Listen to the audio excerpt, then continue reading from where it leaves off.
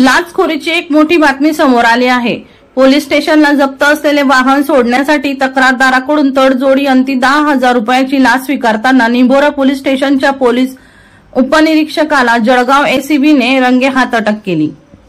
कैलास ठाकूर असे लाचखोर पोलीस अधिकाऱ्यांचे नाव असून या कारवाईत पोलीस दलात मोठी खळबळ उडाली आहे। कैलास ठाकूर हे निंभोरा पोलीस स्टेशनला पोलीस उपनिरीक्षक म्हणून नियुक्त होते।